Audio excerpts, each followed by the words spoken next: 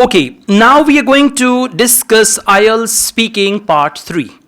Once part 2 is over, examiner will gently get the topic back from you, pen and paper, examiner will take back from you, and now once again you are empty-handed, okay?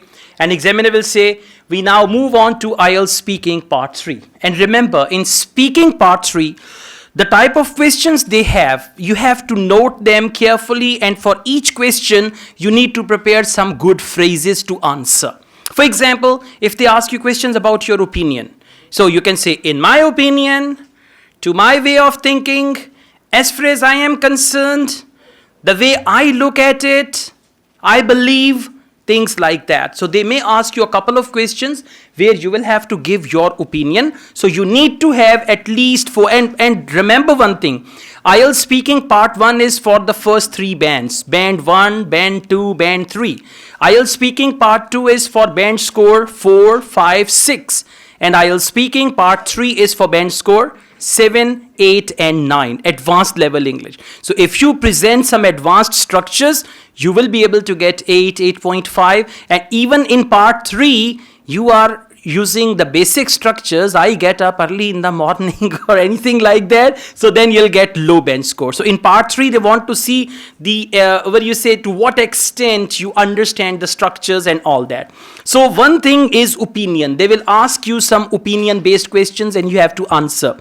Second thing is comparison. They will ask you some comparative questions, and only candidates who can understand comparative structures, they will be able to answer them. Sometimes they will ask you to compare past with present. Sometimes 2 items from present. Sometimes comparison of present with future.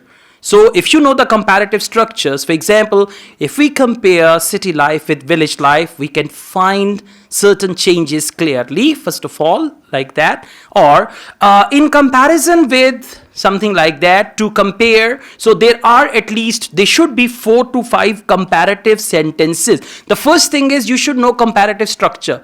Very easy, watch a video on YouTube. In 5 minutes you can learn comparative structures in English. Okay, how to express your opinion, you can watch a video on YouTube. For each type, I mean, this is your preparation for IELTS speaking. And these phrases will be used in any topic, whatever the topic is. In part 3, they will ask you opinion-based questions. They will ask you comparative questions.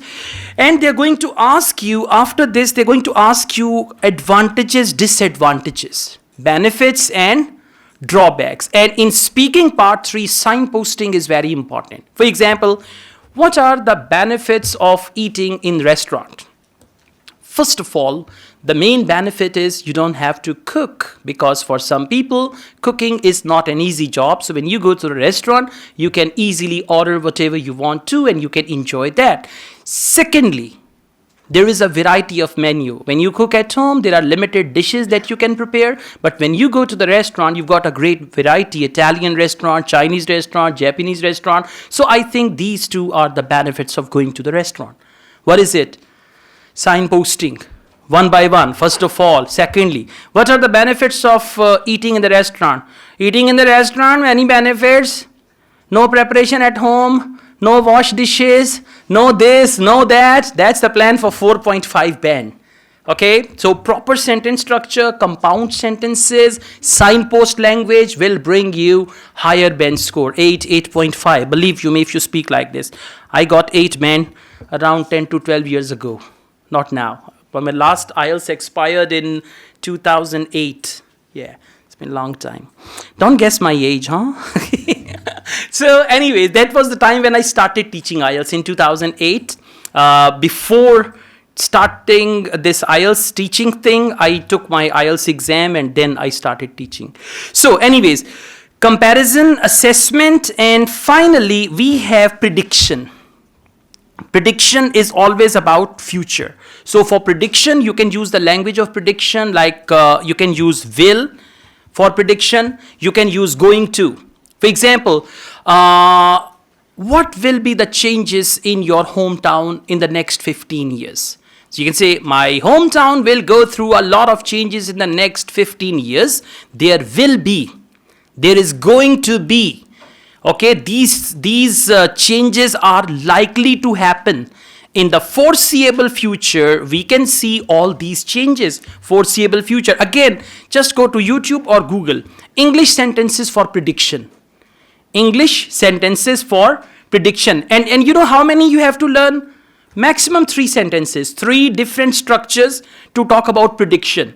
3 different structures to talk about comparison. 3 different structures to talk about opinion, and all that. Okay, so once you are familiar, once you answer the examiner using appropriate structures, you will automatically get better bench score. So this is all about speaking part 3. They may ask you 5 questions, 10 questions, 15 questions, and even 1 to 2 questions. Right? Last time my student Muhammad, who got 8.5 in speaking, he started off very well. Examiner was friendly. In part 3, examiner asked 1 or 2 questions, and then examiner said, thank you very much. You know, they evaluate your English. Then they don't go on, and when examiner is confused whether your bench score should be 6 or 7, then they ask you more questions.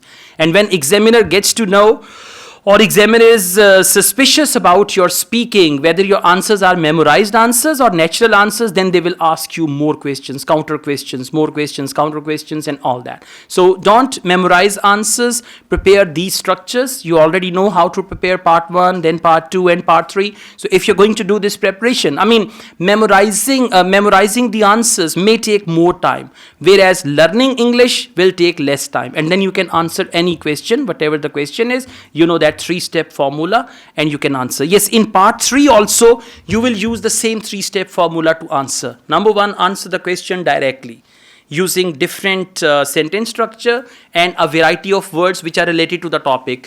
Number 2, elaborate your point in 2 to 3 sentences. And finally, you can conclude your answer in 1 sentence, right? Thank you.